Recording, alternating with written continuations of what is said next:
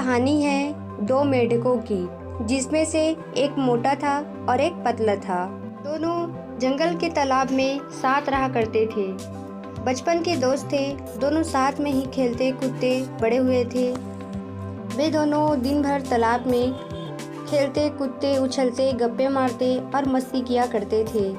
उन दोनों को ही तालाब के आसपास के नई नई जगहों में जाकर घूमना अच्छा लगता था। एक दिन ऐसे ही साथ में घूमते घूमते दोनों जंगल के बाहर एक खेत में आ पहुँचे। वहाँ उन्होंने देखा कि एक ग्वाला अपने गाय से दूध निकाल रहा था। उन्होंने कभी भी किसी को ऐसे दूध निकालते नहीं देखा था। ग्वाले ने दूध निकालकर एक बाल्टी में भरकर रख दिया। वे दोनों उस दूध को देखकर बड़े ही आश्चर्य में थे, क्योंकि उन्होंने आज से पहले यह कभी नहीं देखा था।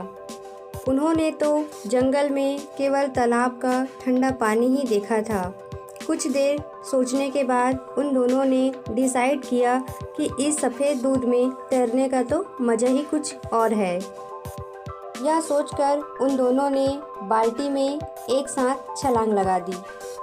वहाँ जाकर वो देखते हैं, अरे वाह, सफ़ेद पानी, हमने तो ये कभी देखा ही नहीं। यह क्या चीज़ है। दोनों को खूब पसंद था। दोनों खूब मज़े कर रहे थे। वे दोनों मस्ती करने लग जाते हैं। तैर रहे होते हैं तो कभी गोता मार रहे होते हैं तो कभी वो निकल रहे होते हैं। खूब उछल कूद करने के बाद, पूरे मज़े करने के बाद मोटा मेंढक बोला कि चल यार, अब घर जाने का समय आ गया है, जंगल वापस चलते हैं। तभी वह पतला मेंढक भी कहा कि हाँ यार, चल घर चलते हैं। ये दोनों बाल्टी से बाहर छलांग लगाने की कोशिश कर रहे थे, पर वह बाल्टी बहुत बड़ी थी तो वह छलांग नहीं लगा पा रहे थे, बाहर नहीं निकल पा रहे थे। वो लोग बाल्टी के पास जाकर वहाँ से छलांग लगाने की कोशिश करते थे, पर वह देखते हैं कि वहाँ से बहुत ज़्यादा फिसलन है। वे जब भी कूदने की कोशिश करते थे उनके पैर फिसल जाते थे। उन्होंने लगातार कई बार प्रयास किया, कभी बाल्टी के बीच से, कभी बाल्टी के किनारे से, उनके दीवालों के सहारे कूदने की, लेकिन दूध की चिकनाहट और उसके फिसलन की वजह से बाल्टी से बाहर नहीं निकल पा रहे थे। अब जो वो पतला मेंढक बोलता है मोटे मेंढक से, भाई देख, निकलना तो है हमें इस बाल्टी से बाहर, इसलिए हमें कोशिश तो करना पड़ेगा।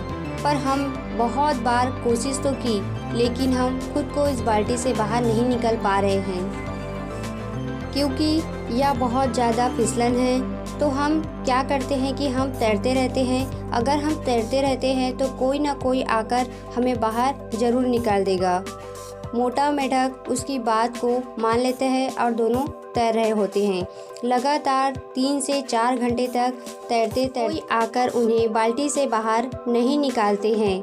अब जो मोटा मेंढक होता है वह तैरते तैरते थक जाता है। वह कहता है, भाई अब मैं और पैर नहीं चला सकता, कई घंटों से तैरते तैरते मैं थक गया हूँ। वह पतला मेंढक बोलता है कि भाई देख, अगर तू पैर चलाना बंद कर देगा तो तू डूब जाएगा और कुछ देर बाद तेरी सांसें रुक जाएगी और तू मर जाएगा। अपन को मरना नहीं है भाई, तू और पैर चलाता रहे। फिर वह मोटा मेंढक उसकी बात मानकर थोड़े टाइम तक और पैर चलाता है। फिर वह फिर से थक जाता है। फिर मोटा मेंढक जो है वो बोलता है कि भाई देख, हम बचपन के दोस्त हैं, आपस में बहुत मस्ती किए, हंसी ठिठोली किए, हमेशा साथ रहे, लेकिन अब मुझे लगता है कि अब से सब खत्म होने वाला है। आज हो सकता है मैं या मेरी ज़िंदगी का आखिरी दिन हो। मैं और मेहनत नहीं कर सकता और पैर नहीं चला सकता। अब शायद मैं डूबकर मर जाऊंगा। और उस पतले मेंढक के सामने उसका बचपन का दोस्त डूबकर मर जाता है और उस पतले मेंढक के आंखों के सामने उसका बचपन का दोस्त डूबकर मर जाता है। यह सब देखकर पतला मेंढक और तेजी से पैर चलाता है। उसके अंदर आग लग जाती है कि अब कैसे भी करके मुझे यह बाल्टी से बाहर निकलना ही है, मुझे हार नहीं मानना है। अगर मैंने भी हार मान ली तो मैं भी मर जाऊंगा। उसकी आंखों से आंसू निकल रहे थे, पर वह और तेज चलाता रहा। लेकिन जैसा कि हम सब जानते हैं कि अगर थोड़े देर तक दूध को चलाया जाए तो उसमें से मक्खन बाहर आ जाता है। और उसके साथ में भी कुछ ऐसा ही हुआ। बहुत घंटों से वो दोनों मेंढक उस पर तैर रहे थे, पैर चला रहे थे, जिसके वजह से उसमें से मक्खन बाहर आने लग जाता है। साथ ही साथ कुछ घंटों से करते करते दूध जमने से भी लग जाता है। दही जैसे उसका सेव आ जाता है और मक्खन के बाहर आने से मेंढक देखता है कि थोड़ा और गाढ़ा हो गया है, अब थोड़ा पहले जैसा चिपचिपा नहीं रहा। तो उस मक्खन के ऊपर बैठकर एक जोरों से छलांग लगाता है और वह बाल्टी के बाहर आ जाता है। बाल्टी के बाहर आने के कुछ देर तक उसे समझ में नहीं आता है कि आज उसके साथ क्या क्या हुआ।